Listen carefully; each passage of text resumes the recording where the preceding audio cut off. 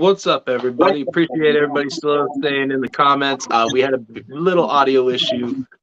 I do apologize. For some reason, my audio wasn't working for some reason, guys. But let's get jump in and let's give a quick shout out to the people that keep the channel running, guys.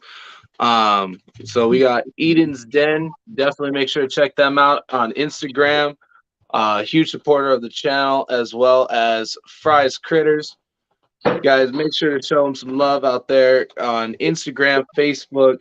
I believe he's starting a YouTube, and I know he's actually trying to really push on Twitch. So make sure to give him a follow, guys. Huge supporter, great friend of mine, as well as Zilla Footwear, guys. Make sure to check them out. They have some amazing footwear, some awesome reptile custom shoes, as well as some other amphibians and stuff. If you guys want your custom logo on there with one of your animals, make sure to message them and tell them I sent you, and they will take care of you guys. But without further ado, I will let you introduce yourself. No worries. G'day, I'm Peter Birch, and I'm from the land down under, of course. That's why I speak with a funny-sounding voice. I'm the creator and producer, I guess, for my YouTube channel, which is Critta, and everything about reptiles is basically what I live and breathe. So, yeah, that's me in a very quick nutshell. I like it because your channel is actually something that I inspire to do. So it's awesome to have you on. Because you know, I've seen some of your adventures of you going out and doing like tours of zoos and being able to get in and with you, Brian, and why am I forgetting his name off the top of my head? Madman Dingo. That one. When you guys got to go over at Gatorland. Yeah. I thought that was super cool. That's something that I've always wanted to do. So this past year, we've actually gone and done a couple private tours, and then tomorrow we're doing one for the Phoenix Herpetological Sanctuary. They've got a lot of crocodilians and other venomous species and things like that. So we're super excited to do that. But you were one of the inspirations for us to do that, so I thought that's super cool to have you on.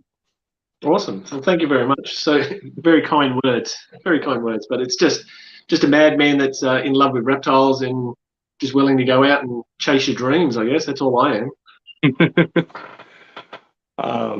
So what got you into the hobby?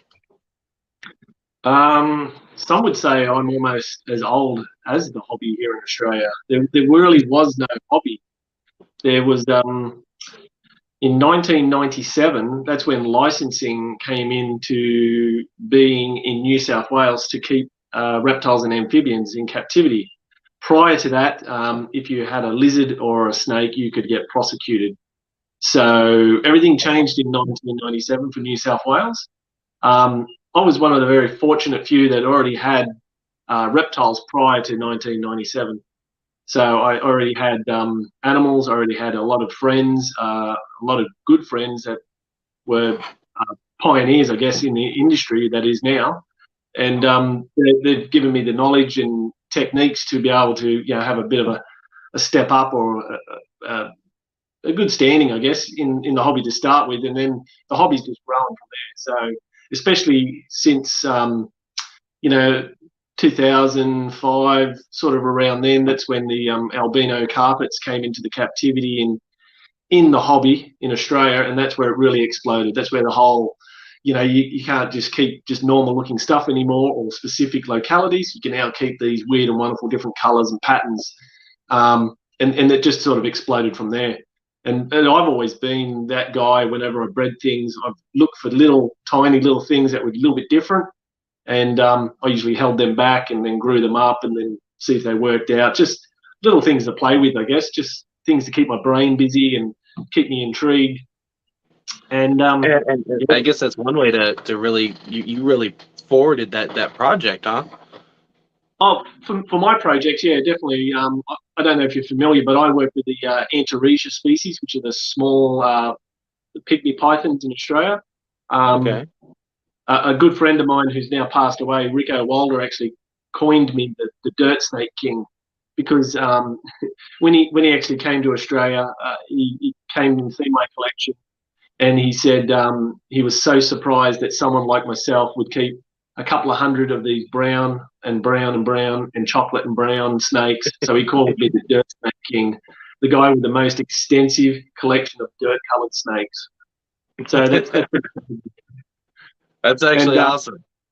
Yeah, so I just took that title and ran with it. And this is a guy that was very well known in the hobby for breeding tree pythons. So they used to call themselves the Chondro Coalition. There was a whole heap of guys that were all attached to that, all specifically breeding specific localities of chondros and colours and patterns, so that they had all this. The whole mechanism was there. What's happened since Rico's passed, I think it's sort of slowly disintegrated. Bit of a shame, but I mean, it is what it is. So, this guy that's seen all these wonderful colours, greens, yellows, oranges, reds, blues and blacks and whites, all these vivid colours in snakes, comes and sees a couple of hundred brown snakes in Australia, and he was absolutely not impressed. And you guys have a lot of, and I think it's really cool, is like looking from like what you guys have over there to compared to what we have here. You guys have taken your projects out in over there to far more reaches than we've been able to do in the U.S. Like especially with like blue tongue skinks, a lot of the morphs that you guys have over there, we don't even have yet, or we probably never will, because we can't import or export from there. You guys will get them. They seem to be able to swim very easy. And it's probably not the right way, but they do make their way out of the country. And in my travels, I've managed to see quite a few, colour morphs that specifically were only made here in Australia. They seem to have made the distance to America. But you're right. I mean, I guess being isolated from a large, because Australia's closed, so we can't import or export, so it's closed. And then within that system, each state has their own rules and regulations, so that reduces the ability in the gene pools a lot more. So therefore, it gives the ability for these random colour or pattern mutations to sporadically pop up quicker because, it's a smaller population, smaller everything. So, we have been lucky to produce some really cool stuff, and there's a few really good breeders here in Australia that are really switched on. Not only are they producing some cool stuff, but they're also doing a lot of breeding programs to disprove and work out exactly how certain modes of inheritance are happening. So that's very important when we're breeding colours and patterns. And I mean, you guys over there with the ball pythons, that's an inspiration for me.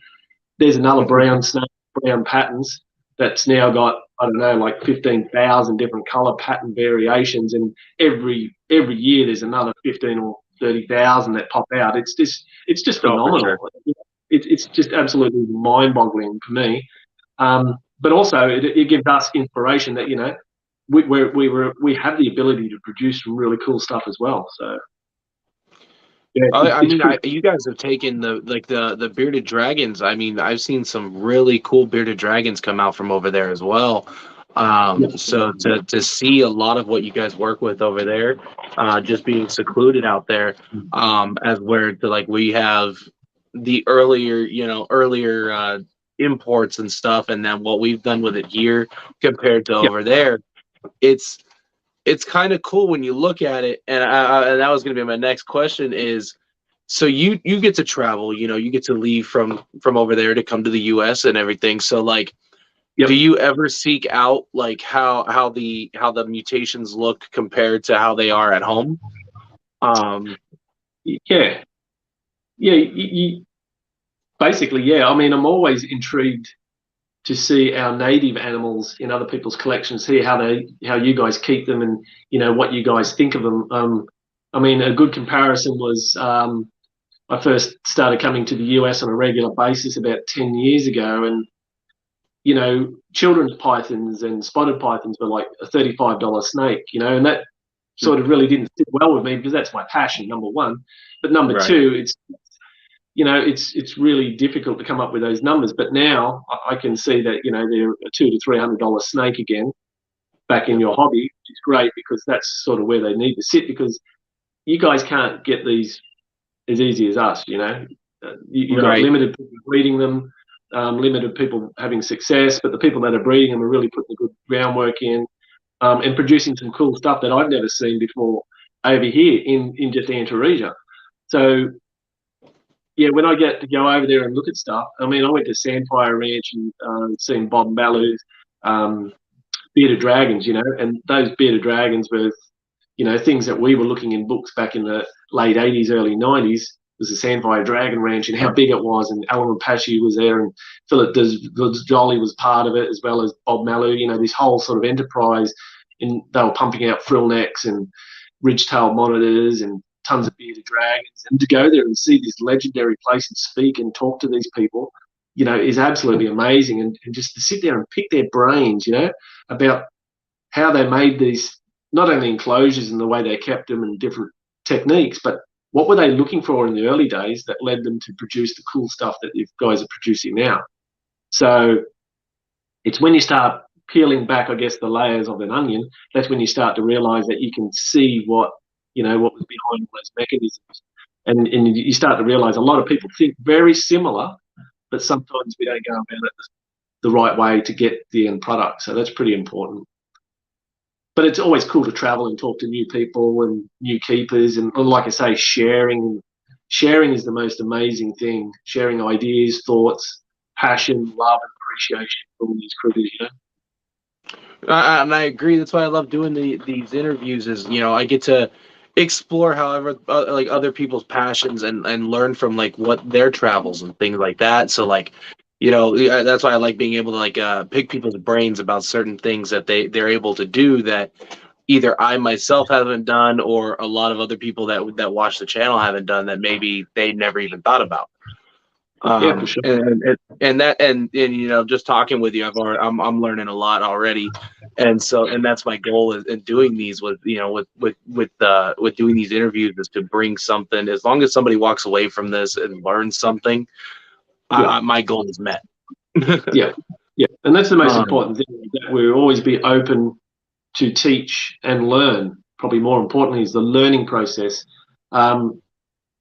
Yeah, I know a lot of things. I've seen a lot of things, but I'm still learning, man. I'm hungry to learn, and that's the reason why I seek these people out every time I go to the US and all these other breeders. I seek them out to learn more from them, because you can never not learn enough, I agree 100%. I mean, I've been doing this for a fraction of the time you've been doing it. I mean, I think you said 97. And I mean, I've only been doing this maybe 17, 18 years.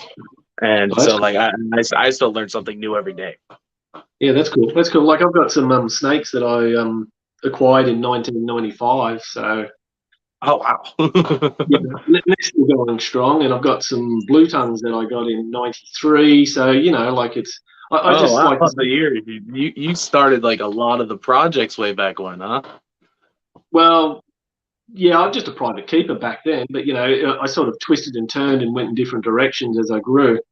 But back in the early 80s, I mean, geez, mid 70s is when I started playing with reptiles. So I don't like to brag about it. It just makes me sound like an ancient fossil now.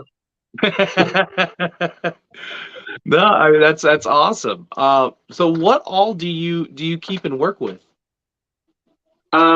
Geez, that's a good question. So, private breeder in New South Wales. I specialise in Antaresia. I probably have the largest diverse collection of Antaresia. So that's the children's pythons, the Stimson's pythons, the spotted pythons, and the pygmy pythons.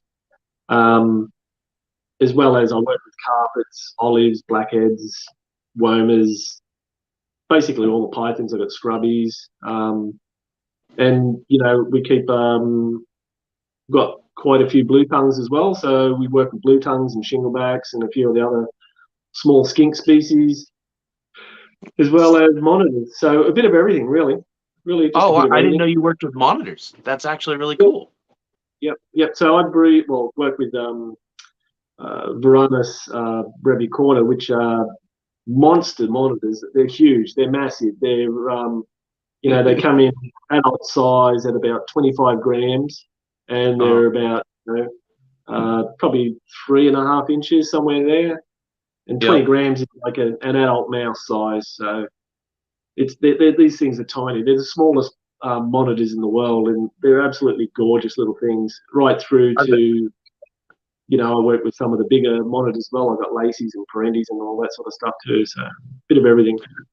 I've been actually looking for those in the U.S. I didn't know if I could. I haven't been able to find any, but I've been looking for that species because, I mean, I work with a lot of large species, and I know there's a small group out here. I just Yep. don't know a lot about it.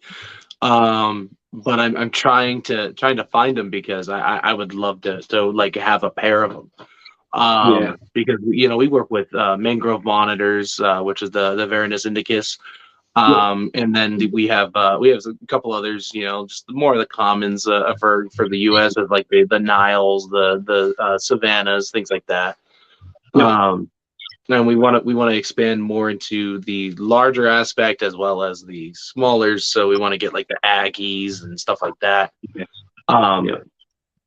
I There's think a my couple of really dream. good breeds there of the Adatras, so the small monitor species. You got Rare Earth. Those guys consistently produce some really good stuff. And of course, they work with Acanthurus, King Orum. I think they're working with Tristis, as well as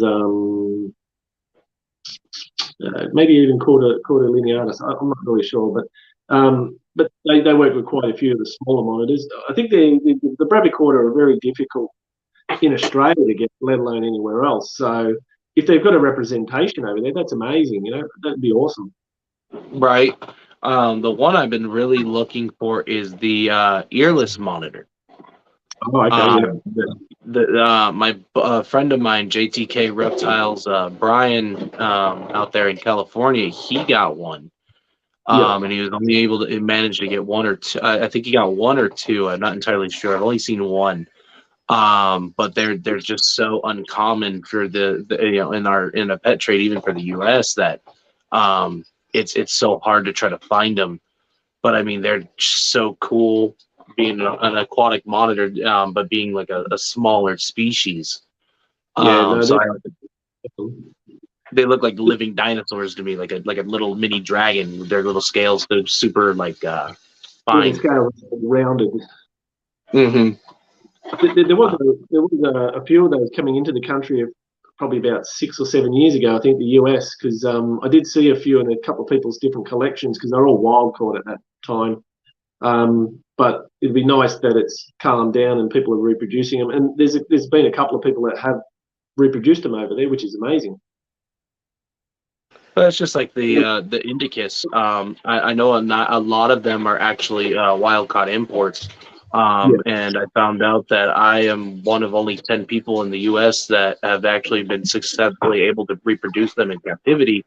Because with the Indicus, they're so there's I don't want to say they're aggressive, but the female likes to beat up the male, and if the male decides that he's tired of the female beating him up, it takes a matter of a few seconds for the male to just with that female, and so it's not like most people when you can breed like you can keep Savannah monitors together, you can keep the Asian waters together for a little bit. But for the Indicus, they're literally together for maybe the day, and then that's it. Yep. And so that's one thing that is pretty cool, seeing a lot of the newer more imported being actually bred in captivity, and I like seeing that. Yeah, it's always good for the hobby too. Oh, for sure. I want to try to keep all native Australians reptiles in 10-year plans. That'd be cool. I see a lot of people. We got a lot of comments in the chat. Everybody was showing a lot of love, saying hi to you in the comments. I kind of missed it. Hi guys, thank you for having me. Everybody's all excited to have you on. Let's see. I got a whole list and I keep losing it. So what was your first reptile to keep? That's a hard one. So basically, when I was a young fella, my grandfather had a 50-acre property out in the middle of the bush. And every school holidays, we used to go out and spend time out there. So we'd go out there for 4 to 6 weeks at a time, just living out in the bush. And in that time, I'd be out there just scouring, looking for stuff. And occasionally I'd catch something, and then I was allowed to bring them home back to suburban Sydney, keep them, and then next school holidays I had to bring them back and let them go. So that allowed me to watch, play, learn, and observe, but also it was very important that I learned very quickly to keep the animals alive, because if something happened, then I wouldn't be allowed to get any more animals and bring them back. And then it also made me appreciate the animals so that I could learn and then release them and then catch something different. So that started sort of when I was about 8 years old. So, and It's just actually really cool. different skinks and bearded dragons and things like shingleback lizards and all that cool stuff, And then you bring them home and build a little enclosure out in the backyard for these guys to survive and live in. And then next school holidays, you take it back, let it go, and then catch something different and bring it back. So that was always pretty cool. I always thought that's one reason I actually really want to I want to travel out to Australia and visit. And I was thinking about doing that next year, to see how everything like actually lives out in the wild compared to how we keep them in captivity out here. And I would love to go out there because I like going out herping. Yep. That's our big passion out here. We go out and we find venomous because I'm in Arizona.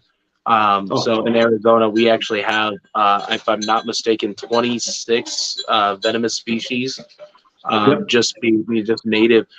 And when we go out, we find tons. I remember the one night I took two of my buddies out to find some venomous, and we were finding Crotalus atrox, and just tons of them. I mean, to the point where we would find one, and I'd take a step, and I'm standing right next to another one. When like it was nuts. Like I think we found 32 venomous species, or 32 venomous snakes in one night. It was insane. It's crazy, but that's awesome too.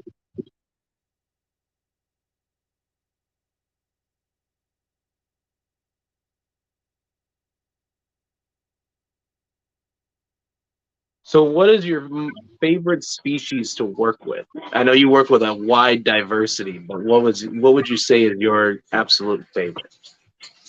Well, my passion has and always will be the Antaresia species, just the pygmy pythons.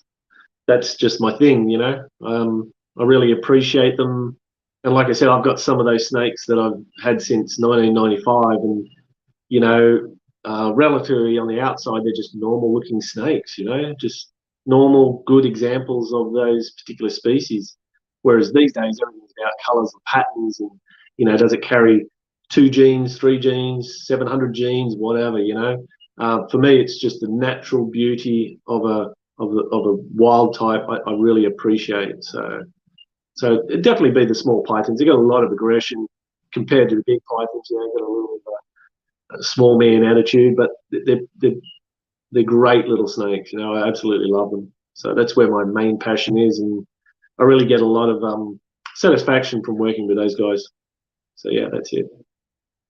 I actually wanted to get some of the smaller pythons because we work with ball pythons. We have the larger species like the retics, the Burmese, but I don't have any small like children's pythons or scrub pythons or anything like smaller species wise. And that's something we want to do is we try to work with a little of everything. Yep. Sorry for all the noise. My bird's decided to give himself a bath. I have a parrot in here. It's a Sever macaw, and he's over here. I just gave him water, and he's over here jumping in it again. Now I know where all the water keeps going. Yeah, he's having a bath. Yeah, he's just having fun playing in it. He's this guy just emptied his whole pool. Yeah, that's what they do. This guy, and he just loves water. I think he wishes he was a penguin or something because he just loves water. He doesn't like to fly or anything like that, but he loves playing in water. Oh, dude, that's pretty cool. Let's see. I keep losing my spot in my whole thing here. So, what is your favorite morph? When you think like more mutation in reptiles, what would be something that really catches your eye? It's usually anything aberrant. Colors are really easy to spot. It's patterns, I guess, that are the more tricky things to understand and see and visualize and try and work out how they're working. Because patterns, I guess you got to have a little bit of, got to be on a little bit of the spectrum, I guess, to be able to see patterns more so than colors, because colors is quite obvious, it's either red or yellow or green or blue or whatever. But patterns, there can be slight variations, slight fragments, slight pixelations, I guess, because scales are really just a whole heap of pixels together. And then if something starts breaking those big blotch markings and colors up, that sort of really changes the pixelations like a computer screen. I've got a little bit off tangent, but just I think patterns really, really fascinate me. Colors can work really predictably. Patterns can work predictably, but not always. They can always throw in a spin ball. And I guess it's more the polygenic stuff I like to work with, which is the line bred. So when you produce something for looking nice, and you put it to something wild type, then all the babies should be carrying the nice gene, but not always with the polygenic. It's all about line breeding, producing the best to the best to the best to continue to produce the best. There it really goes into a lot of hard work, whereas things like recessive genes or incomplete dominant or even dominant genes, which you guys have in ball pythons and stuff like that, can be very predictable. It's just like rolling a dice. All you're going to do is you're going to hit the averages. You just got to, if you're going to hit it this time or next time or maybe in 20 rolls of the dice, you're going to get it. Whereas with the polygenic stuff, it's really difficult to predict what you're going to see. And usually you end up with a lot of disappointment. So it just keeps you interested. It keeps you on your toes, and wanting the push for the next season. Definitely. That's one thing I like, and I know you brought up like the morph on that, like when breeding multiple genetics and from one snake to another, I know like my odds are super against me, but that's what keeps me interested. If I don't hit it this year, well, there's always to try again next year. And then you still have some really cool combinations. Like right now, just off the top of my head, we picked up a banana Enchi Mojave Het Pie pair in ball pythons. So those are 3 gene dominants or co-dominant, and then the recessive gene of the pied. And I mean, you could easily hit hide and all of those. All that and super forms. So I mean, and that's if you're lucky. And so I mean, it says it gives you a 1% chance to hit it, and I'm like, you know what? I'll take those odds. Like, see what happens. But I'm gonna push for that. That at least that project I know will give me something to look forward to years to come. Yeah, it's super exciting because you just never know. Like they all start off the same. They just look like big white pearly things, And what's inside, things like that head, and it's sometimes the head can be completely different from the rest of the body. So it's just I don't know. It's like Christmas. Yep. I call it white gold because it really is. You just don't know what you're going to get to come out. And that's the fascinating and interesting part about breeding, being a reptile breeder, I guess.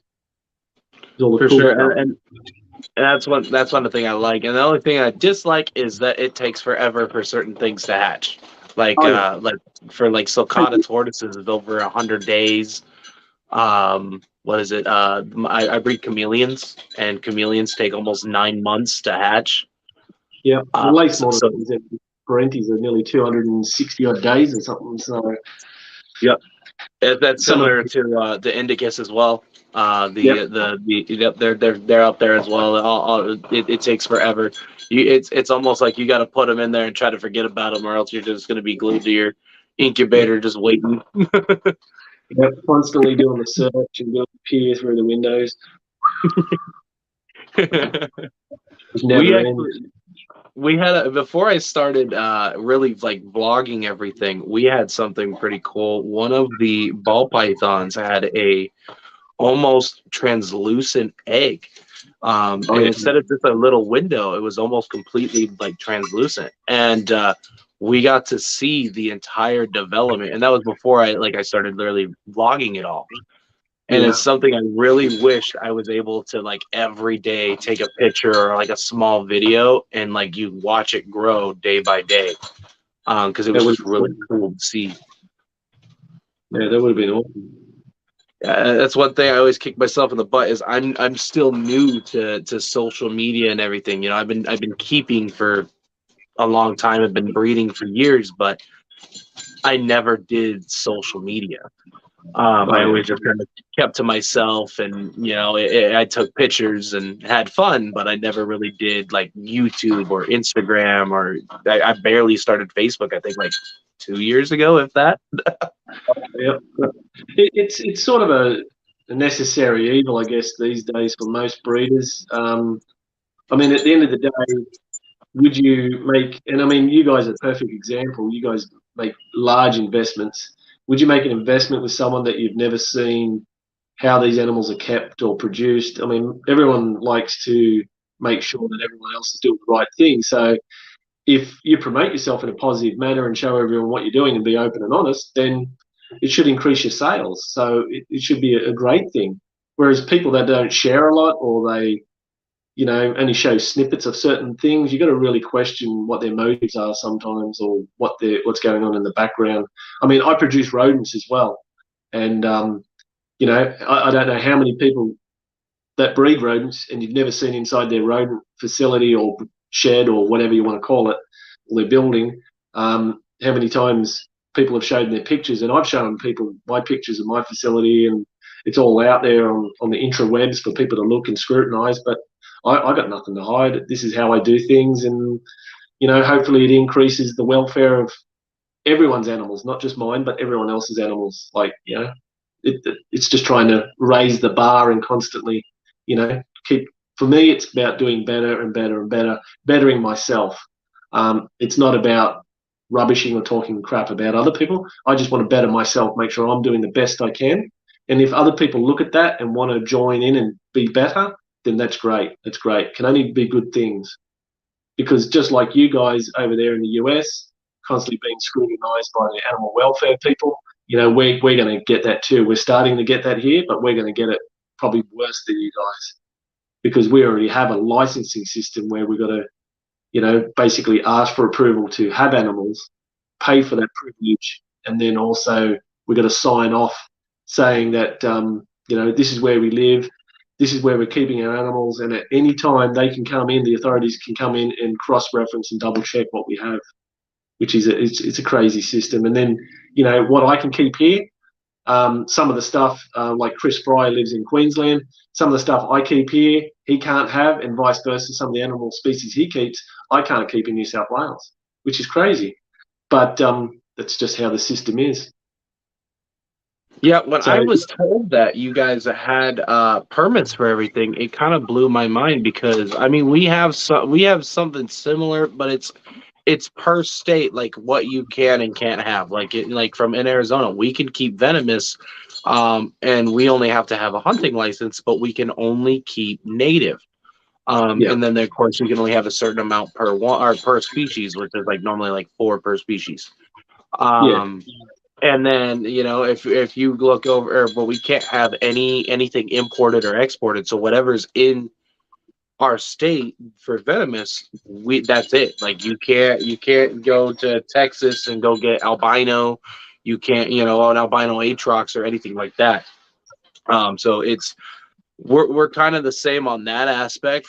But for the most part, we can have almost, no matter if it's from Africa, Egypt, or anything like that, we can have it.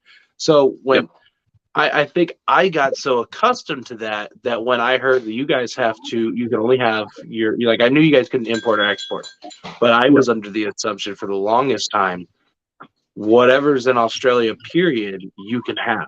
But and I had no idea that you had to have all these permits, and like I heard that just recently, one of the snake relocators found a beautiful, I can't remember the exact species, but it was one of the dwarf pythons, and he found a wild morph, but there was nothing. He wasn't allowed to keep it. He was only allowed to like relocate it and stuff. And I thought that was just it was insane. Like in some states, like the Northern Territory, if a snake catcher catches snakes in people's houses, then he is by law allowed to then bring animals in captivity and sell them. So there are still some catch and sell privileges in some states, but not in all states. And most states, like most of the eastern states, are very, very strict, you know. So, And I think the one that I saw was one of the eastern. yeah, and like you said, like we've got to have a license for everything. So the most common species kept in captivity are just common eastern blue tongues and bearded dragons. You still got to have a license for that in New South Wales. They're not exempt. Whereas in Victoria, they're exempt from licensing. It's crazy. You can go to a pet store and buy one and walk out, but in New South Wales, you've got to have a license to buy one. Oh wow! And the pet store thing too is starting to come online only in the last year or two as well. Previous to that, there was only a few, like, you know, probably New South Wales, there was like 5. Queensland, there was probably only like 4 or 5 as well. But in the last 2 years in Queensland, I think every pet store can now sell reptiles. They're all going to be captive bred. New South Wales still got a strict criteria. So it's difficult. It's difficult. Victoria and South Australia. They've always had pretty good standing with reptile pet stores. So yeah, it's a little bit weird and different, but it is what it is. You just got to work within the realms and make it work. Right. No, I definitely get it. That was actually been my another question is, so with it being so strict, how does that work with like pet stores? How if I have my permits to keep snakes, where do I go to get rodents? Well, you find a commercial breeder of rodents, or you go to a pet store, I guess, because most pet stores will sell anything because it makes money. Right. That's it. You know, at the end of the day, it makes money. And reptile products do have a pretty good standing in the hobby here. So there's for the last 20 years, they're getting better and better and better, and some of the bigger names are coming in, and the products that are here are getting better and better as well. But yeah, with the rodents, you know, there's quite a few people now that breed privately and sell direct to the public. Myself is one of those, or you know, you supply pet stores. So Okay. we do a lot of wholesale here, so we do a lot selling large quantities to pet stores, and it just makes it a lot easier for us doing Yeah, what we're doing. I do the same thing for reptiles. Like I do wholesale to stores and stuff. It makes life so much easier. Yeah, Especially when you're I breed Pac-Man frogs, and I mean one female lays about 1,000 eggs, and by the time they actually come out of the water, you're looking at like 200 to 400 frogs from just one pairing. yeah. So wholesale is the way to go on that one, because I don't know if I could handle like 7,000 frogs in one thing, trying to sell them at expos and stuff. I think that would be insane. That's a hard one. No way. Yeah. Yeah, I'm like, I think stores are the way to go on that one. That'd make my life a lot easier. Yeah. And that also allows you as a breeder to be able to pick the eyes out, pick the really cool ones out, and then supply the pet stores. It's not that the other stuff's garbage or not good. It's just not what you're looking for. And if you're going to spend 100%. all that time on aging, feeding, and maintaining, you want to be working with something that you really enjoy. So yeah, it does make life a lot easier. Oh no, for sure. I mean, I just had this conversation yesterday actually, because I those 2 snakes I was explaining about, I actually got wholesale, because I work with a few wholesalers out here in the U.S. and there was somebody who was in one of the lives that I was explaining, like I was deciding whether or not to get them, just because, like, do I really want to work with that project, things like that aspect. Yeah, And I had somebody that popped in and was like, no, wholesale is bad. That means it's going to be bad quality. I was like, no, that's not what that means. And no, so, and I don't want to say that I purely got them just to be like, hey, this is what they look like. This is to show you. But like, that's kind of another like a bigger bonus of why I got it. Like, hey, this is not wholesale's not like what you think it is. It's not like the misfits go to wholesale or anything like that. You know, they're I would show them, but my daughter has them, and I don't know where she ran off to. And so she was in here for a second. She popped her head in, and then she was like, "Hi," and then she like kept going because that's why I muted because my kids like to just randomly pop in and start talking. And they'll start talking about nonsense like the hot dogs or something, and I'm like, "Wait, what?" There's hot dogs. Yeah, I was like, "Wait, there's hot dogs?" No. um, but no, I like that we were able to touch on that. I like that. That was pretty cool. Yeah. So what would be your most anticipated pairing or hatching this season? Another good question. I like these questions. So with the Antaresia, I'm trying to prove out some different colours and patterns, sort of things that are popping up. Because basically all my stuff, I really haven't bought any fresh blood into my facility in the last 20 years. I mean, occasionally I'll buy, if there's a specific gene that's popped up that I don't have, I'll buy one representative, bring it in, breed it to one of my animals, and then I'll breed my animals within that, and then I'll usually sell that visual animal off. So now I can work within my confines. Obviously, that one animal coming in is going to bring some influences, but reducing the ability of weird stuff popping up, I should be able to, almost guarantee consistent results. So it's a little bit controlling, I know, but that's sort of what I'm doing. No, I like how that works because I mean you're not just taking somebody else's work, bringing it in, and then building upon it. You're bringing that in to build upon what you've been working with for the past 20 years. So I mean, it's something to move your project into to further what you've already been achieving. So I like that. Yeah, I mean, it's one of those things. It sort of gets under my skin too. Is like I've worked with some of the great breeders in Australia for nearly 25, 30 years. And then you see these new people come in, they buy 2 snakes from this one breeder, they breed them once, and then all of a sudden they claim that the babies from that first breeding are their line. I mean, no, I've seen that. We see that here. You guys get that. And I mean, me, I've never called anything my line, even though that, it took me 12 years to produce consistent results on a certain project, and I'm the only one that really sells them. But I've never once said this is the Peter Birch line, blah blah blah. It's just I bred them and I work with them and I'm trying to make them the best I can. That's sort of how I do it. And to make things even nuttier, every single animal I have has a number.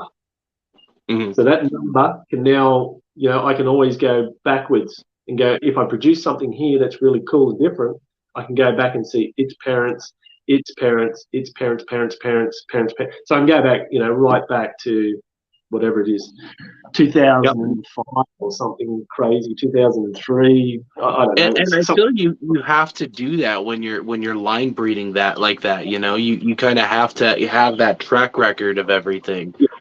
So and I like that because I do that here.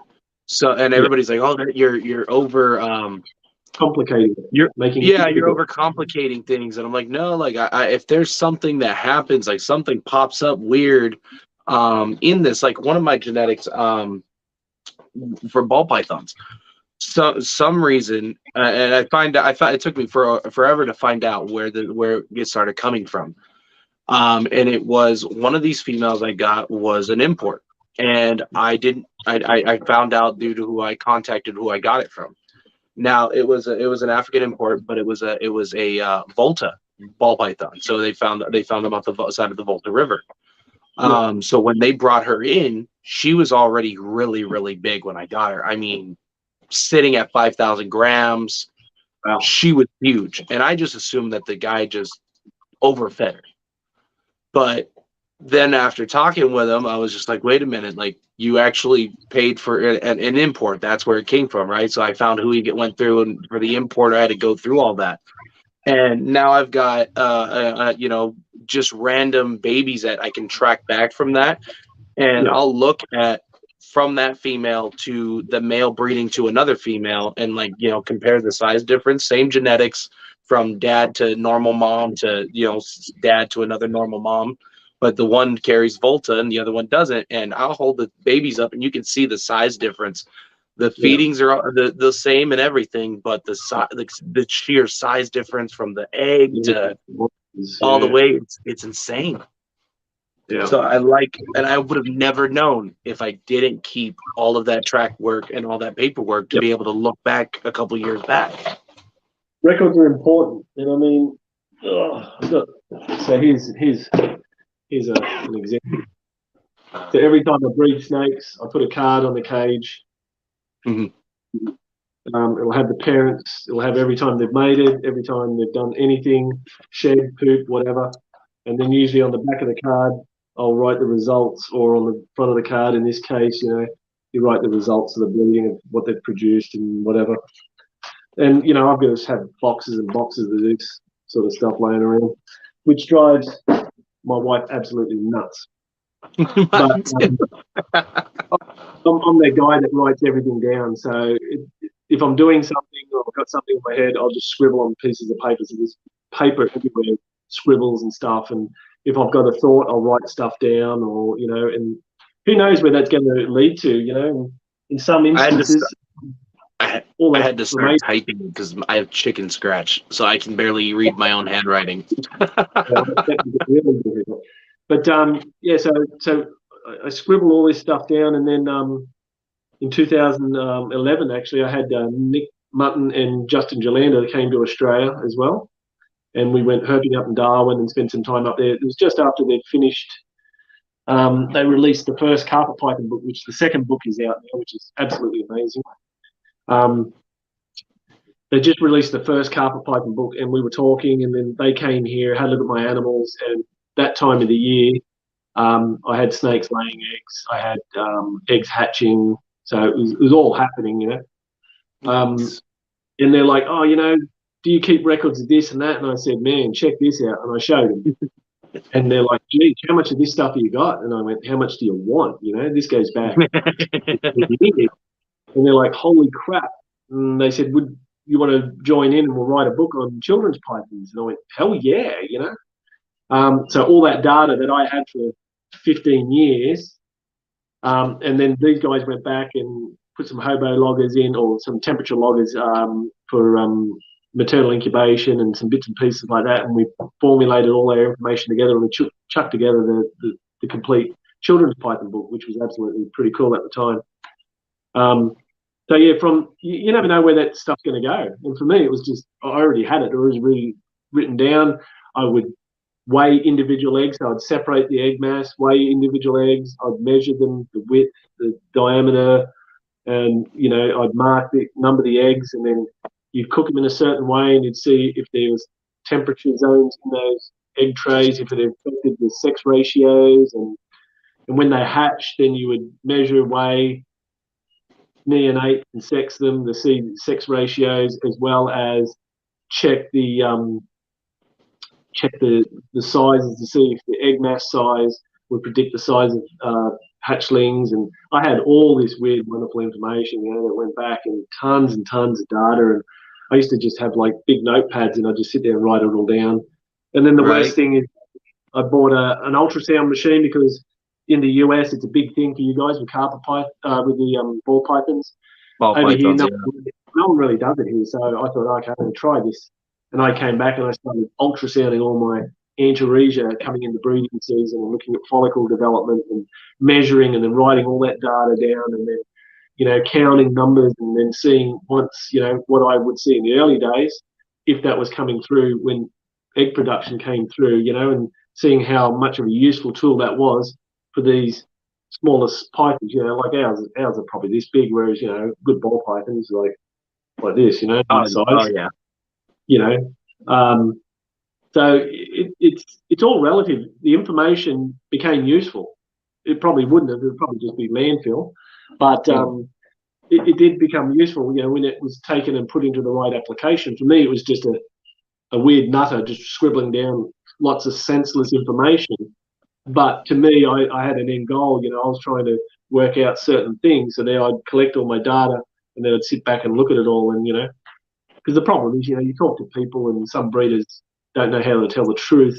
Whereas when you do your own groundwork, your own data, the data doesn't lie. The data's there. It's raw, truthful information. Right. It's So just like was it you know. with using, like, from what, like you were saying, with just being hands-on and then having the ultrasound, was there a higher productivity, like having more eggs and like being able to know when to track the put the male in with the female, or was it Yes. just about the same? Yeah, no, it definitely improved. And then there was, you could see like some females, they swell up and you think, oh, they're going into ovulation. I've missed my chance and blah, blah, blah. Whereas then you hit it with the ultrasound, you go, nope, that's not it at all. Something else is happening. Or maybe they're not doing what you expect them to do. So then you ultrasound them to double check to see if you can see any follicle development and see the sizes. And then sometimes, you can inspire them, I guess is the word, inspire the snakes to then go into follicle development and ovulate, or, you get another opportunity to throw the male back over one more time, or a couple more times, and then try and get that across the line. So, but yeah, it's a good learning tool, and I learned a lot more information there. And there again, the craving to learn really drove me to do that more and more. So very useful. That was more of a personal question for me, because I don't have like one to check follicles or anything. I don't have one of those. So I've been doing this for, like I said, almost 18 years, and I've never used one of those machines. Yep. And I was been thinking about doing that, to see if it would help me further any projects or anything like that. So to hear you doing that, being somebody like me who keeps records of everything, Yeah. I think that kind of pushes me to now want to get one. Yeah. I think it's the next evolution, the next step, because, like you say, the craving for knowledge, you just want to know what's going on. Because as a reptile keeper, I always say to people, it's about time. You got to put the time in, which doesn't mean, you just feed the animals and clean the animals. You got to watch the animals. You got to observe the animals. How when you introduce animals together, if they're not compatible, they just become restless consistently. I always talk about compatibility, because I think that's a key thing. You can't just always expect to throw a male and female in and they're going to mate. Sometimes the female will just have no bar of that. Now, whether or not that's some genetic predisposition to programming, saying that if I take on his genes, it's going to be detrimental to the offspring, they may reject them. We don't know this, but they're just my crazy thoughts, of course. But, so you got to really be watchful and mindful of the animals. If the male and female mated multiple times and then she's gone, you know what, I'm producing eggs, I've got an ovulation, she refuses the advances of the male, and the male can attack the females. And I've seen this multiple times. This is with the Antarctica species. Attack the females, and chew their tails. It's like the males get so worked up that they're chewing the female's tails, trying to encourage her to, mate. It's always like, I guess the other word that rhymes with mate and starts with R. So yeah, maybe he's just trying to have his way with her and she's not interested. So, that you get these little nibble things. And if you're not watching it, you would never believe it. You'd think they're two males fighting, or, something else going on the foot there. But you really got to pay the attention. And then you got to watch how the females are reacting, moving, laying, all these little cues, So the time is with your eyes, That time's got to be spent with your eyes, watching and observing. So that's my I key. definitely see that with especially with like blue tongue skinks. You can't really sex them, at least from my understanding. And then unless you take them to go get like an X-ray done on them or anything, or blood tests or things like that. From just like, unlike ball pythons, you could probe them, you can pop them, things Yeah. like that. But with blue tongue skinks, you actually, you kind of can't. At least for the best of my knowledge, I'm not anywhere near close to It's a little being. bit more difficult, but there is a company in the US that's now doing skin sexing. So you just send them a bit of skin. Uh, was it From the shed? Benson? Yeah, Benson Morell's doing it. He does it with corn snakes and a lot of colubrids at the moment. He's doing He's even doing genetic testing for ball pythons by shed skins. But he's also done a few of the other. There's a few other species that he's done that he can actually. You send a bit of skin and he tells you 100% whether it's a male or female. So he just does a quick little genetic test, boom, tells you male or female. Done. That is really cool. So, And to think, and to I think don't like know how if far science has come with reptiles like that is really really interesting. I didn't even know that. That's something I know what I'm gonna look up after this. Yeah, so he's in Um, the US, right? But unfortunately, in Australia, we can't send skins out of the country. It's treated exactly like sending a snake out of the country. So even sending parts of whether they be discarded skin is a big no-no. So yeah, I actually learned that yesterday. I was talking to a venomous keeper out there, and I was like, you know what? I would like to do like get some venomous the snake sheds from you guys, and I want to kind of have like a book, so that way like I don't need a whole piece. It's like just enough to where I can kind of like put it in a piece and then write what the species is and explain like the basic what it is. But at least you have the snake shed to what you're looking at, like picture wise from the animal it came from, things like that. yeah, And I was looking at that, and they were like, he's like, I can't ship them. They no, treat it the same as a live animal. yeah, And I thought that was, I thought that was crazy. Like it's just, to me, that's just snake shed. For most people, it's just snake shed. But to the way they kind of put it is it counts as a bio as a reptile. Just whether it's the poop or shed, it's all got to stay there. that's right. We get to keep all the good stuff, the poop and the skins. um, we do have one comment here. I haven't started breeding yet, but I have been making spreadsheets to keep track of sheds, molts, and eggs, mostly for crested gecko at this time, general care and whatnot. Nice. That's actually pretty cool. I like that. There's a lot of there's obviously a lot of apps that are available now that can do all that sort of stuff too. I can't say too much, but I've been working on an app for the last couple of months. It's been quite extensive and quite expensive, but hopefully it's catered for a few different markets. Australia will be the first market, obviously, and then because we're an isolated population, so there's no use opening up to everyone else. And then, No, for sure. depending on its performance, then we're going to expand from there. But it's like everything, for me, it's all about tracking, tracing, and accountability. And therefore, when you sell an animal, you can now sell an animal based on this is everything it's experienced when I've bred it and had it. Now you have this information and you can move forward and know that, all its background, all its genetic background and everything else that you need to know. That's awesome. If you expand to the U.S. with that, please let me know, because that is something I'd love to be a part of. Yeah, it's quite amazing. In my head, it's amazing.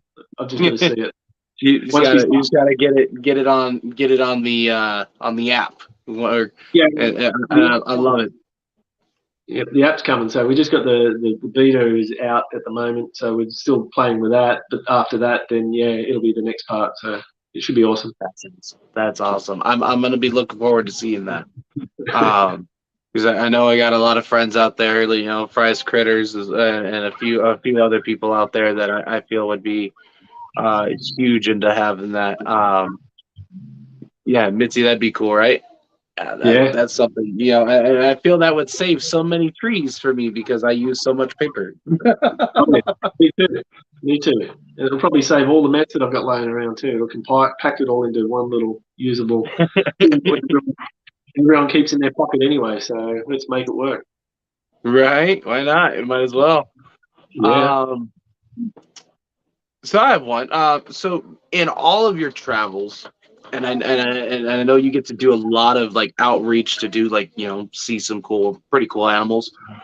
What is one of your favorite travels going to be? Being able to kind of get up close with certain species. It doesn't have to be reptile. One that I've done or one that I want to do? You know, let's do both. Let's do both. I think that would be an interesting one. Okay. Well, geez, there's so many cool ones that I've done, but probably catching a Mozambique spitting cobra in South Africa, along a hiking trail going to the Bly Mountains. So the Bly overlooks. Actually, it's not the Bly Mountains; it's the Bly River. It's like a big canyon. It's like it's almost like your canyon that you got there, you know. So up on the big ridge, you look down, and you can see these little tiny boats, which are actually huge boats. But walking up to it, poking around the rock crevices, found a Mozambique spitting cobra. You know, poked it, pulled it out with a stick, and sort of took it off the track and did some quick filming with it. And then you look over, and there's about 50 people sort of just swarmed around. You try and get away from the general public because, you know, and this thing's just offloading, spitting everywhere. So I played with him for a little while, did some filming, and then let him go, and then had to go and wash my eyes and my face and everything else because I just got flogged. I got venom all through my mouth, and it's very metallic tasting. If anyone's interested. Oh no, for sure. I've been bit before, and you always taste that. To me, it tastes like pennies, like copper. It's a metallic taste. Yeah, that's the best way to describe it. Metallic taste. Yeah. That's actually how I knew I got side fanged once. Is I didn't even feel it. Crotalus atrox got me.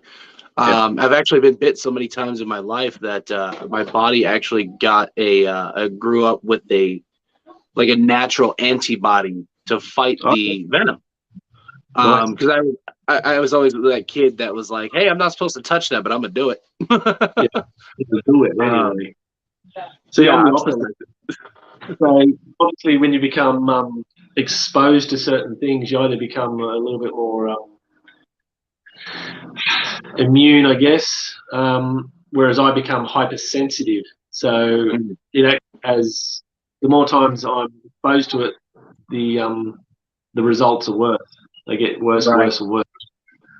So it's once and I think I'm a quick learner, but I think pain's a quick indicator to make people learn very quick. So, once something happens, then you go, okay, that's bad. And then the next time it comes around, you're like, that's really bad. I ain't doing that anymore. You know, I've really got to avoid this. Right. So, yeah. When I was a kid, because like I said, in Arizona, Crotalus atrox is one of the very most common venomous snake that you find throughout almost all over Arizona.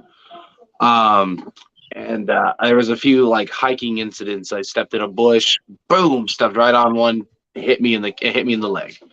I fell like the next year I fell and I rolled down a little bit of a cliff and I actually sat on one and it bit me in the thigh.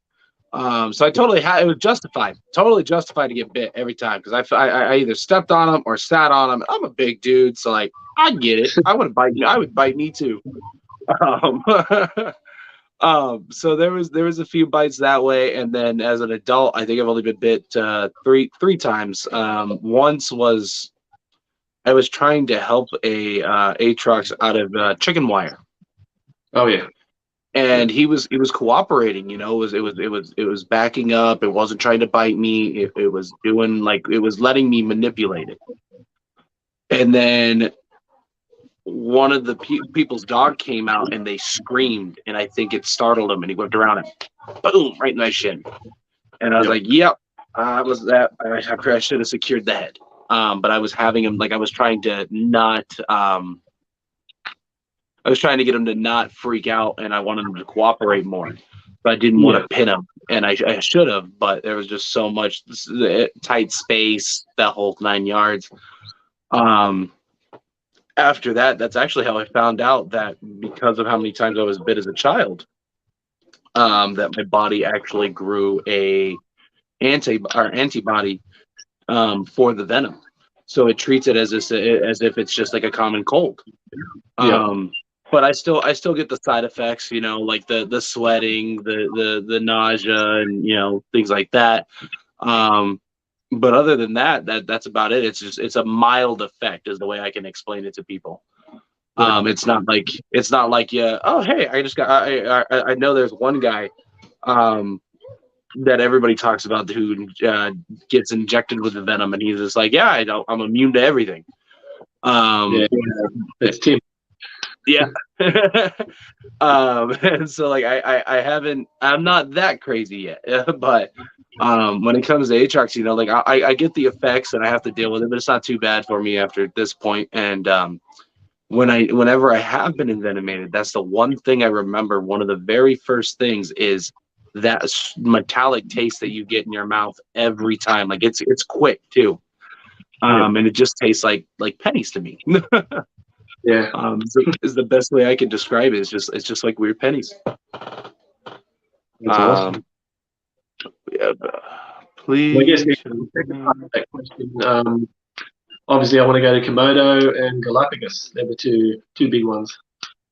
Ooh. So, when you come to the U.S., have you been able to actually get up close with those, or no? Yes. Yeah. Both those species are easy, but I want to see them in the wild. That's the pretty cool thing, I think. I think that'd be really cool. That's wild and just see it all before it's all gone, or before I'm gone, one of the two. So that's my thing with the not so much the Galapagos. I'd love to see them, but just to go to the Komodo Island and see them in their habitat, I think would be really cool. Yeah, it's not just the lizards. You got all the tree vipers and stuff as well, and then with the Galapagos, you've got not just the the tortoises, but you've got some of the iguana species as well. So for me, the whole package, it's a bit of everything. I like to see the environment, the plants, and all the other species, as well as the key big money makers. But it's all of it. Yeah, like I said, I've got the opportunity to already play with all the other stuff, but to see it all in action, that's the cool stuff. No, for sure. That's something that we want to do is be able to travel to like different states, to different places, and actually be able to see how these animals are kept in the wild, how they are out there in their natural habitat compared to how it is, how we mimic it in captivity. That's right. And I think it's nice to see that people take on certain trends, I guess, that are in the hobby at the moment. But for me, back in the old days, it was all about finding animals in the bush, seeing where they lived, and mimicking those environments. And plastic plants are nice, but the animals know the difference between plastic and putting photos on enclosures is nice because that makes the keeper feel good, same as plastic plants, but it doesn't do anything for the animals. So it's about substrates, textures, so rocks and plants and branches and logs from the actual areas they come from. If you really want to get back to nature, that's the best way to do it, No, for sure, I get that, and we're trying to do more bioactive things. I do that with a lot of our frog species. It's how we get them to actually breed. Like we've got some clown frogs and mossy tree frogs, things like that. And if we couldn't do that, then it would be it would. I don't think I'd be able to mimic their habitat with fake plants, and I don't think I'd be able to produce them. So trying to explore that aspect and expand into other species, I think is really cool. Yeah, that's awesome.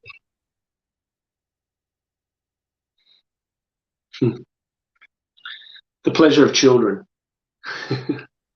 He came in, he was like, "Ooh, who's that?" And I was like, "It's a friend." He's like, "Oh, okay." He's like, "Look at this," and he's like holding a rock. I don't know where he got the rock from. I feel like I should question where he got the rock from, but I don't want to I don't know. You got no questions. That's it. Okay. If you had the chance, all permits, experience needed to own one or a pair of any reptile species, what would it be and why? You got some good questions, you know that. I mean, there's a lot of cool things that I've seen, not in Australia, and I've worked with. But for me, I really the only thing I probably would like would be the Kenyan sandboas. For me, that's Oh pretty wow! cool. I think they're a very unique sort of animal, visually as well as their requirements. So, I mean, yeah, to me, I think that would really stimulate a lot of thought process for me. So, there's things that I really like. So, yeah, that's probably it. Yeah, I mean, I there's a lot of like other that. things, but I mean, I can always go and play with them with someone else's collection. That's cool. Right. And if I could keep these, that'd be cool. And I mean, they do come in different colours and patterns now, but I think just the plain, I think even your what is it, rubber boas or something like that. They're very all sort of similar. Just the small ground species, I think they're very different, very unique. Yeah, the way their eyes sit it, on the it, top of it, their head. we have those. That's why I was like, oh really? Because Yeah, I'm actually trying to breed those. yeah, I actually have one sitting in the rack right there. So I was like, that's awesome because they remind me of, I don't know if you've ever seen the movie Tremors. yes, Yeah, with the graboids. That's the best way I could describe how it is watching them eat, yeah, because they just shoot out. Yeah, they just shoot out of the sand and then just wrap the prey, eat the prey, back into the ground. And I'm like, yeah, okay, that's cool. And it freaked me out the first time I fed them, because I kept them in sand. yeah, They were doing perfect. They had a great shed. Went through the quarantine and I got them all in shed. And so I was like, okay, this is going to really determine how I keep them. Like, is the sand good? Are they going to shed? Are they going to do well afterwards? Are they going to want to eat? And every time I went to go find them, I was using my finger to go yeah, but, through the sand, and I never got bit. yeah. And then I went to feed, and all I see is this little mouse walk through and gone. I was like, Right. oh, that could have been my finger. No, I Yeah. was like, no. Yeah. Yeah, no, I just think everything about them is just very interesting. So that's for me, that's something that really catches my eye. That is actually the first time that has ever been an answer, is Yeah, the Kenyan sandbow. I So guess I everyone. really like that. That is a good answer. They're really cool animals, and very unique in what they do. Living underground, being a desert species. Yeah, Um, the cryptic behavior, that's really interesting. And like you say, the mouse walking on the sand is different to your finger going through the sand, and they can tell the difference in the vibrations. So that's the cool stuff. for sure, and it's just so different that I think like really caught my attention. So I told my wife, I was like, I don't want to get crazy, but I'm probably gonna buy a lot of these. And she's like, how many is a lot? I was like, you see that empty rack? She's like, yeah. Mind you, the 32 drawer rack. I'm gonna fill Fill that it. rack. Fill it. I'm gonna fill And it. then we And get she another rack. was like, no. And then we get another rack, and then we'll fill that, and then we get another rack. Like, we're gonna fill that rack. I'm gonna breed them, Yep. and then I might get more. Yeah, that's a cool part. That's always the fun things of having the different species, and that was actually my first like underground species that really likes to be under there. And our next venture for that was actually, after having that, I wanted to see how sandfish were. So that's Okay, that's something new we're gonna try, is sandfish here soon. nice. Um, let's see.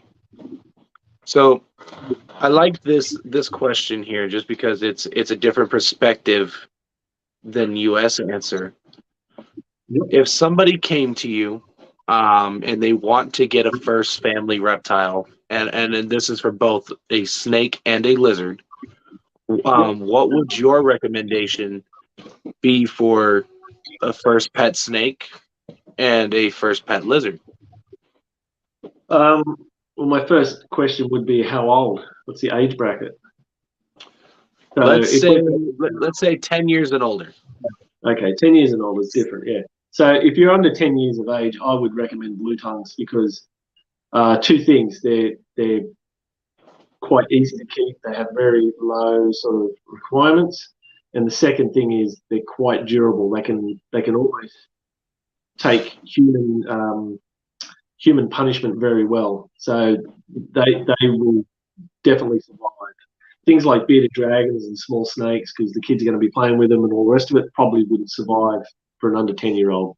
For over 10, well then, for a first timer, you also recommend blue tongues or bearded dragons. Bearded dragons are the most popular pet in the world. There's Mm-hmm. more bearded dragons bred in captivity than cats and dogs combined, which is huge, huge, huge bonus for Australia if we were licensed to export them, but we're not. Right.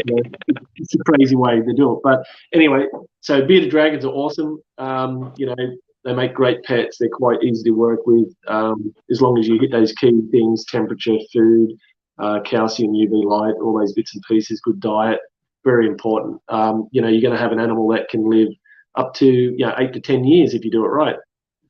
With pythons, usually the smaller pythons are typically a lot more durable. So the children spotted and Stimson's pythons here in Australia, quite durable, small, robust snakes. There again, they don't need supersonic captive requirements. You just need the basic temperatures. You need a good hot spot, clean fresh water, clean cage, and feed them once every 10 to 14 days, or 21 days, depending on the size of the age of the snake. And these animals are very robust, easy, amicably able to handle. They calm down really quickly. So in Australia, that's what I would recommend. But in the US, obviously, it would be corn snakes and probably leopard geckos. I like it. I like it. And that was that's one thing I saw. I was like, you know what? In the U.S., it's so broad. Like Yep. corn snake or ball python or even a king snake, would be like the first main three for like beginner. Yeah, As to where it becomes more complicated when it comes to lizard aspect because you could again like the blue tongue skink, or you could do leopard gecko. well, leopard I geckos I are personally never went. You just need to keep them very much like a snake. Just make sure you feed them mealworms with some calcium powder, and that's so much easier than blue tongues. Right. Oh yeah. Yeah. We got some leopard geckos, and I think they are like the most low maintenance that I have. Like those guys, they poop in one corner.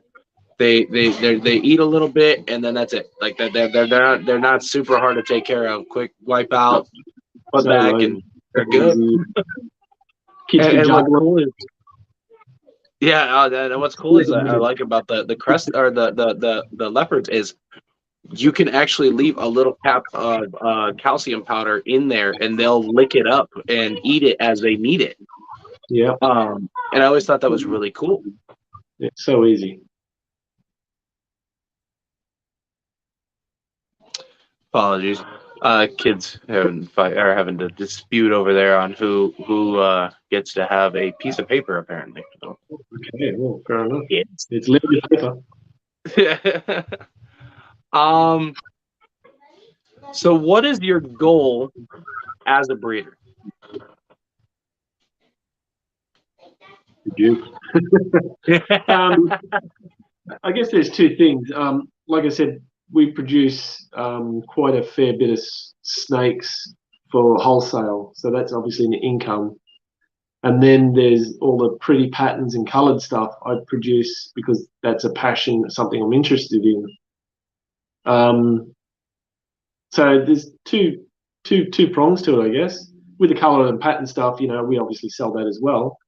But for me, I just like the look of it all, and to me, it's like an achievement. You can look back and go, I made this, and everything I've produced to get to this, I've produced all of that to get to this end part as well. It's just a bit of personal pride, I think. So yeah, I don't know. sometimes I get It's an odd upset. question, I know. Yeah, it's an odd question. I mean, as a breeder, I sort of sometimes get upset that I have to put pressure on myself that, you know, I need to produce X amount of animals to produce X amount of income. But at the same instance, I'm going to do it in an ethical way. I'm not going to stick them in the smallest Right.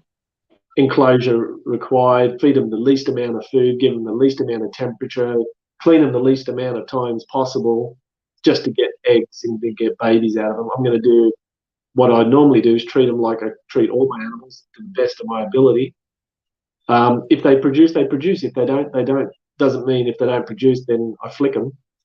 You know, because some things have, you know, seasonal variations. Sometimes, you know, they'll breed really good one year and then have a year off.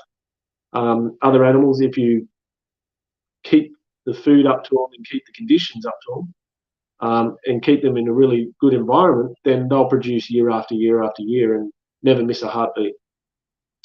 So one of the other things I do that you're probably not aware of is I do a lot of maternal incubation. So I let the snakes lay their eggs. They then wrap around their eggs. The females then sit on those eggs for, you know, sometimes 42 days. So what I've learned there is sometimes the eggs will actually hatch quicker with the females wrapped around them than they would in an incubator at 52 to 55 days. So sometimes, you know, just by doing that act, I've learned so much. I can watch the females, see how they react to the eggs, see how they do their work with the eggs. You can temp gun them. You can learn the temperature zones that they really, really hone in on rather than what we think in our head is a good temperature zone. You can see what the females are actually doing. So there again, the females are teaching me and I'm learning more and more. And the ability there is that I can give them exactly what they require in captivity. With the maternal incubation, you know, that's sometimes can be hit and miss, but I think I've got it toned in pretty well now. Every year we do more and more maternal incubation. Just sometimes the females might not wrap the eggs properly, or there might be a lot of infertile eggs stuck in the clutch, so then you've got to pick them out. And just by touching the eggs and playing with them, sometimes the females won't go back to the clutch again and wrap them, so then they're going to get them in the incubator. So yeah, it's just cool. I like it. It's cool. And like, again, it's teaching me, and I'm learning so much more.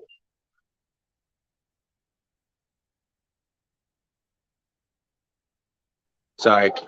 No, that's actually I like that, and I haven't done much maternal incubation. I did with tokay geckos.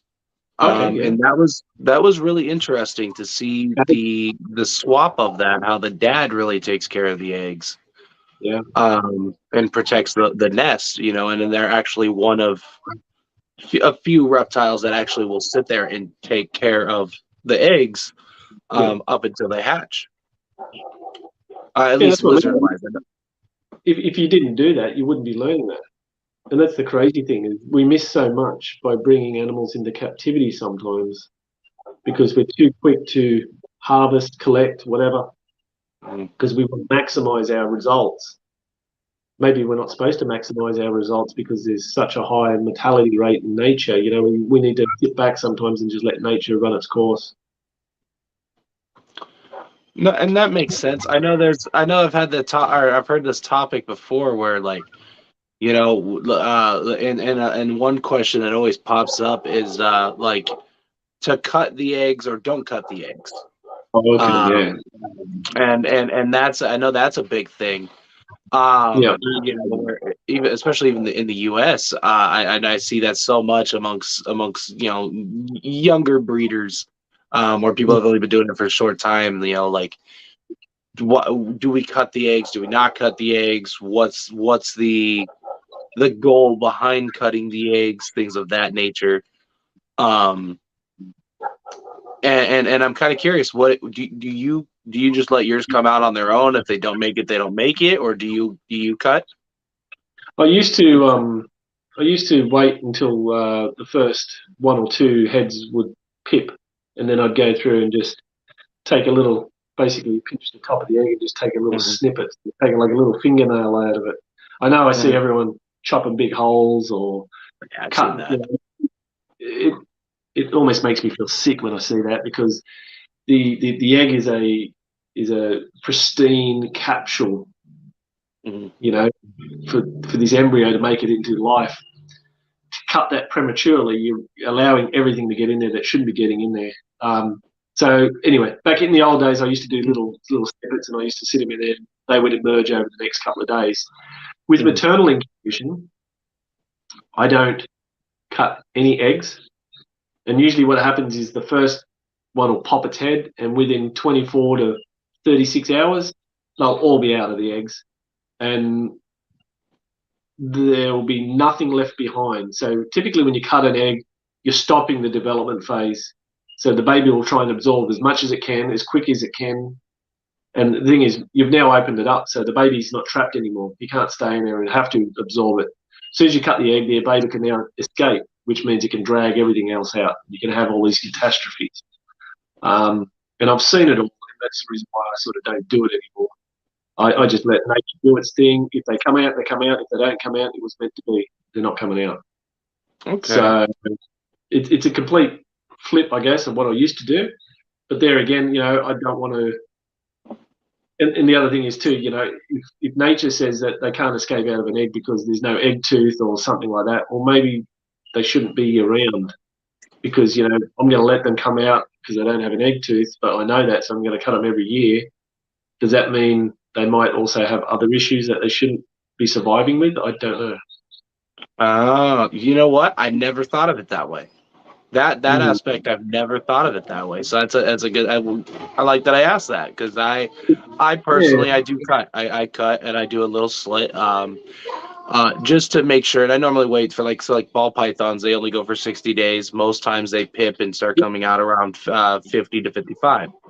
The problem is it's not people like yourself. It's people that sit there and go, day 52, I'm going to cut the eggs. Mm-hmm. There's so much to an egg going from 0 to 52, let alone 55. Maybe your temperatures aren't spot on, your humidity's not spot on, so the development's slightly off. And cutting them early is going to be more detrimental than cutting late and just dead the egg. Right. But usually, if you've got an embryo that's slit a couple of times and still hasn't emerged, I'll go through and cut the egg from slit to slit. But that means the animal's having a difficulty for some reason, and usually find that it's either tied itself in a knot or the umbilicus is wrapped around its body, and that'll cut off the circulation and kill the embryo. Yeah, I've seen that happen a few times. So, but there could be other problems at play. There could be it's deformed. It's got two heads and it can't slit the egg and drag its second head out or whatever.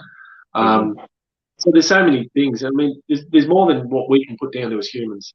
We can only imagine and come up with different reasons why we want to cut eggs.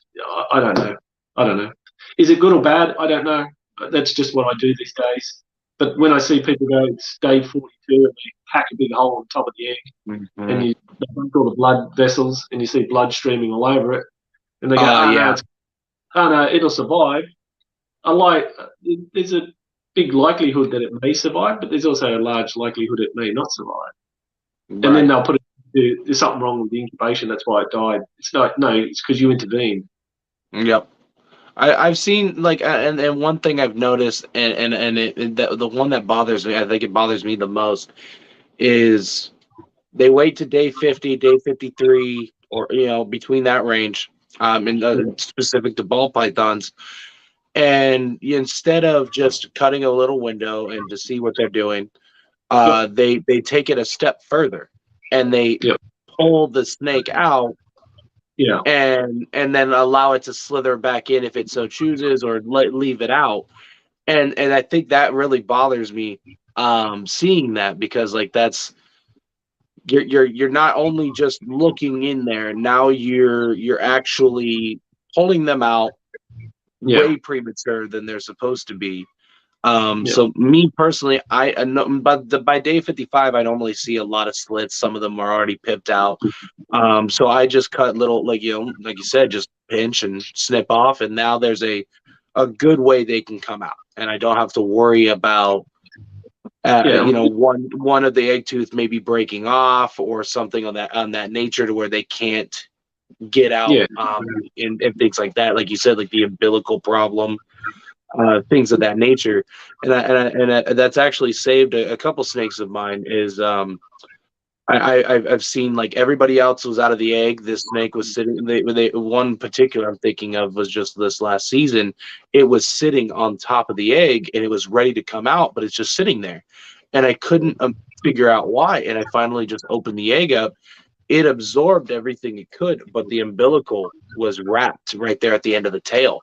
So I had to help cut that to get him out, so he would, be able to get out of the egg. And after that, he was just fine. But if I didn't do that and I didn't cut that slit, there's no way he would have made it. Yeah. It wouldn't have survived. It's one of those things. It comes down to your personal preference. I mean, is it right or wrong? I'm not saying it's right or wrong. I'm just saying that's what I do and that's how I prefer. It's completely different to what everyone else is going to say, which is fine. No, for sure. Some people will go yes, no, whatever. But the flip side of that is, cutting the egg and then pulling the embryo out. The embryo is going from breathing this thick mucus-like liquid to oxygen. Mm-hmm. So when you actually see these embryos pip in that first breath, you can see them. They expel all the bubbles out through their nose, and then they have this big gasp. It's where they're all of a sudden introducing, this gas is got to replace this mucus. Yep. So, that whole process. So, cutting an egg and pulling something out is one thing, but you got to remember it's got to be ready. If it's not ready, snakes are pretty durable and there is a good comfort zone there. But would you be doing that to bearded dragons? Right, and that makes sense. Or some of these other things, like I don't know. No, I get it, and I like that whole aspect of the question. Like your personal preference, the way you view it, and that actually makes me think about should I be doing it, and working off of what you do, and it's nothing on that aspect of like you said, right or wrong. It's just more of a personal preference and seeing how people see it on the other side of the fence type thing, Yeah, this is the question. If you get these people and they cut all their clutches, what's the ratio of those animals surviving? Do they have a higher ratio of survival compared to someone that lets them naturally, emerge? I don't know. I haven't done the numbers on that yet. Not yet. Huh. Long term. If you do the numbers on that, please let me know, because that's something now that I would like to know, because I don't do maternal incubation.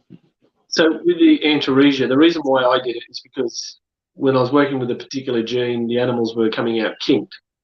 So two reasons I went down that path is, one, could it be genetic?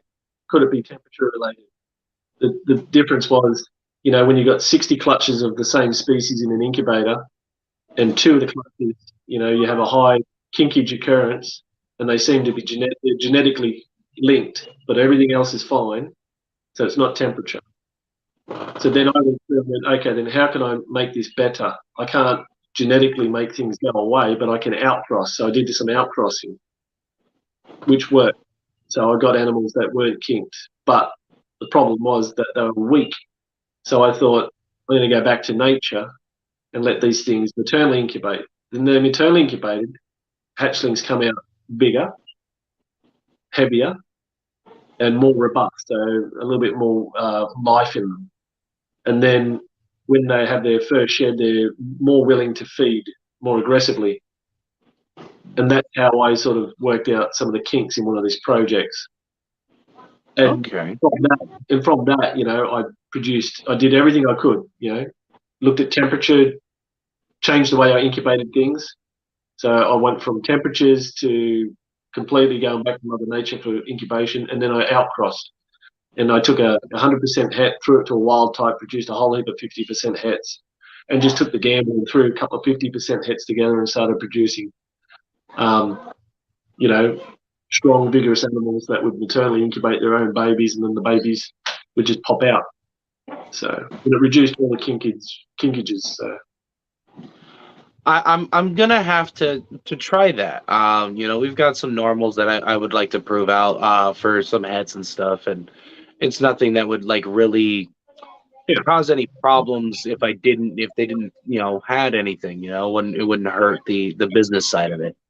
But I think just to have the experience of the maternal incubation, I think that'd be pretty cool. So I might do that this year. I think I already got the female in mind too, and I think it would be the wild caught import Volta that I've had for years.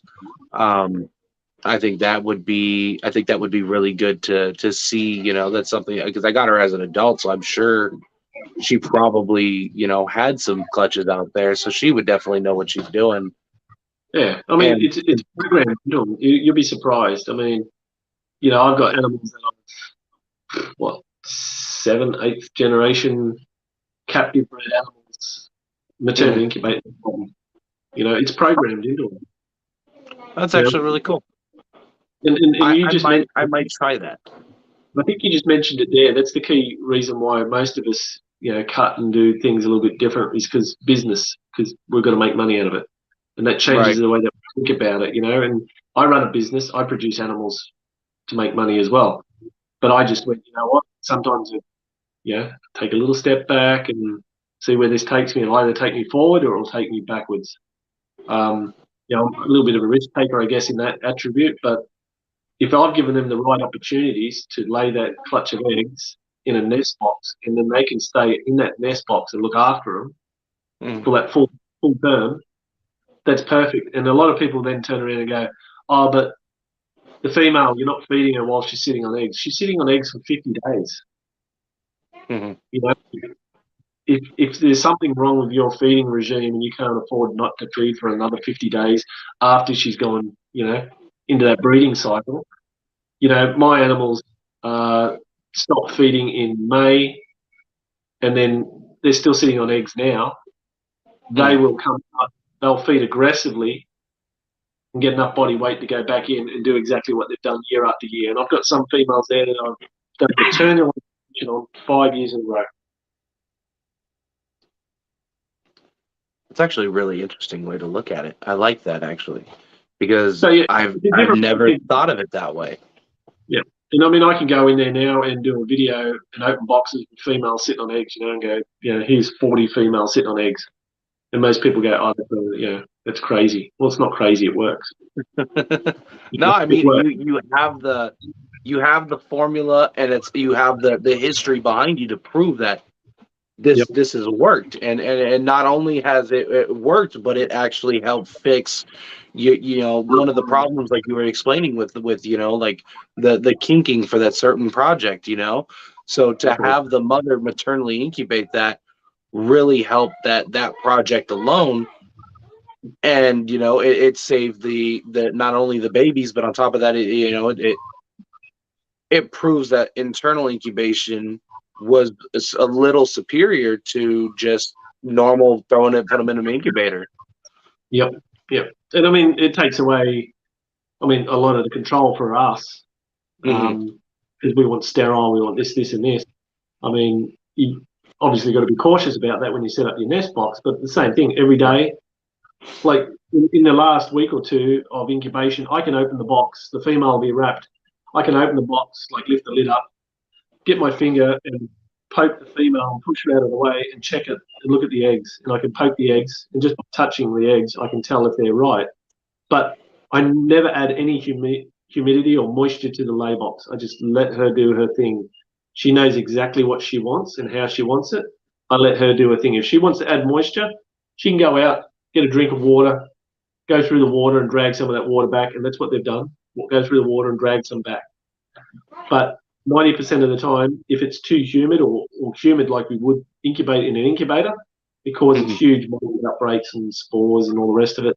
So I think I actually have more success maternal incubating than I do fiddling around with That's it. what, no, and that's Artificial. one thing that I was thinking about doing with I breed tegus. I breed the Argentine black and white tegus, as well as some other tegu species like the reds, the blues. Um, but one really interesting behavior I noticed with the tegus is they create their own nest. They don't just lay them and leave them type thing. They make a nest and they put a lot of effort into it. Um, and I noticed it you're early on, and it really concerned me. Way back when was I witnessed the female go to her water and actually just gulp a ton and ton of water, go back to the nest and throw the water up. There we go. And I was like, "Oh no, is there something wrong with my tegu?" That was the first time I've ever actually witnessed it, and it freaked me out. I was like, "What is wrong with you? Why are you throwing it up?" And she was dampening and helping the humidity and making sure that it was a perfect environment that she created for her eggs. And I thought that was really cool. And then now, really, like looking at them when they create their nests, if I don't give them that opportunity to mist them, like drop the water and actually do that, I notice they'll destroy the nest and move it somewhere else and try again somewhere in a more humid area. So I thought that was just really like a really cool and unique behavior. So I was actually thinking about letting one of the females actually incubate her own eggs outside and see if how that would affect them. That would be very cool. And I want to try to document it to see, like, not mess with the eggs, but like see like day to day, like leave a camera or something in there to see like how often she goes to the nest. What does she do when she does go to the nest? And see what happens on that aspect. So it's like alligators, they lay their nest, they make a good one, leave the eggs in there, and then they just protect the nest. They don't really mess with it. So I was curious if tegus do the same thing, because I know when I go to take the eggs, mom has to be captured and removed because she's going to get you. She doesn't want you touching her nest. So it's fairly similar on that aspect. So I wonder if like what the or like the incubation rate would be letting her do it compared to how we do it inside. Yeah, well, there's only one way to find out. Right? No, for sure. And this kind of actually pushes me to want to do that now. So I'm a little excited for spring. Because all of ours are now in formation completely. Everybody's all asleep. So I don't want to take up too much more of your time. So I have one or two more questions for you. So if somebody came to you who has been keeping a little bit of reptiles and they want to get into breeding, what would your advice be to them? Work with something you like. Because if you're chasing the money's not always there. And if you're working with something you don't really like and it doesn't work out, at least you still have the passion for the animal. So work with something you like. And I mean, we get people here in Australia saying, the same as over there, I want to make an investment. What's the best investment? Animals. Well, if you want to lose money, then buy the most expensive animals. If you want to make the best investment, buy something you love. Because if it doesn't breed, you're still going to love it. If it's something you're working with that you don't really like, then it's not gonna feel like passion. It's just gonna feel like a horrible job. You might as well go work in an office or change tires for a living or something. I don't know. Yeah, that's my words of advice: is just work with something you like. Find something you like, and then work with that. So it doesn't matter if it doesn't work out. You're still working with something you like. So. I like it. And I like asking that question because I get a lot of people that keep a lot of reptiles, but they're not breeding yet or haven't really made that jump into the breeding aspect. And so when I ask that question to everybody who I bring on here, most times when they're thinking like what to say, it's advice that they would be giving themselves or their past selves when they're getting into it. And that's something that I really like because it's like a heartfelt, personal message to their past self. Like, hey, if I could do this different, work with what you like, and things of that aspect. Don't chase the money. I tell that to everybody. That's the number one common thing I see is when people get into this for thinking they're going to get rich, and they're maybe around two maybe 3 years, and then they're selling their collection out for a fraction of what they paid. Yeah, I mean, you've become an over-exaggerated poop cleaner. So yeah, I tell that to people all the time that they're like, oh well, you've been doing this for years, you must be making tons of money. I'm like, nope, everything's just enough to take care of the reptiles and add back into it, and that's about it. Everything else is just that. I don't take a cut from it. It's all goes right back into it. Better projects, better equipment. Yeah, always improving what you can do.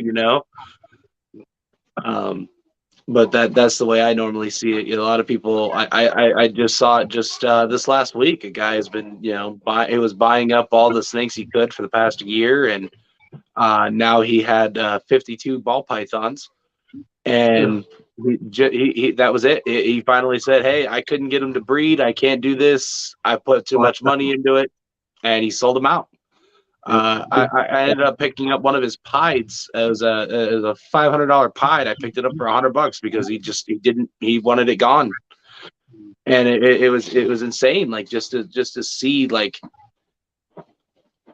people get in too fast, too many too fast, get overwhelmed with it, and then just and then they just throw their hands up like, hey, if that and what's nuts is I even explained to him, I was like don't get out. I know you're discouraged, but like maybe cut down. Maybe do that. Because I looked at it, a lot of what he had, and he had a great idea. He would have been able to make money in a few years. Yeah. But that's probably the number one thing I see is everybody gets in too many, too fast, goes over their head, and they give up too soon. But I appreciate you coming on and spending your time with us and sharing your passion. I think that was amazing. I know personally I learned a lot. Well, thanks. Thanks for having me. I learned a lot too. How can my viewers find you? Just look up CrittaCam anywhere and everywhere. I'm like a virus. I'm like the COVID. I won't go away. I'm still here and I won't go away. So you can find me on Instagram, Twitter, Facebook, TikTok, CrittaCam. Oh, I didn't know you're on TikTok. I just started that not long ago. Apparently, that's what all the cool kids are doing. So I've got to become cool again. And it's funny. I said that yesterday, and I started it. There we are. Yeah.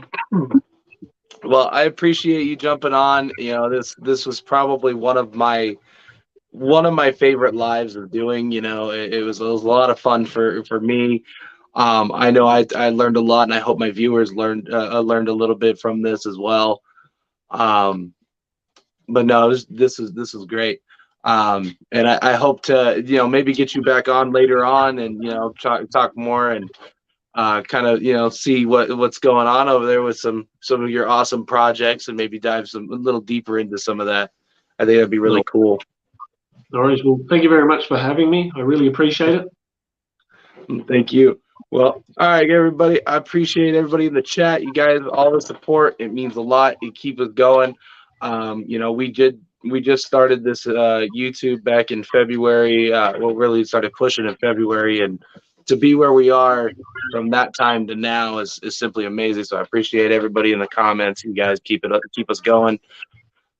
Make sure you guys check out our sponsors again. They help to keep the channel running. Give a quick shout out one more time. Make sure to check out Eden's Den, guys. Fry's Critters, who's been here the entire time.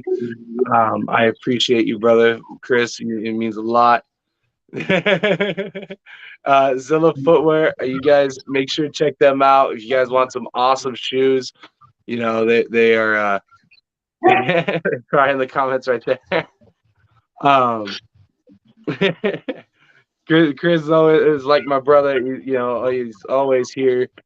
I appreciate his support a lot. You know, his family, and you know, it means a lot having you guys on. Almost and literally every time you two are always the first ones in and one of the last ones to leave. So I appreciate you guys. Um, but again, thank you for hanging out, and I will catch you guys all on the next one.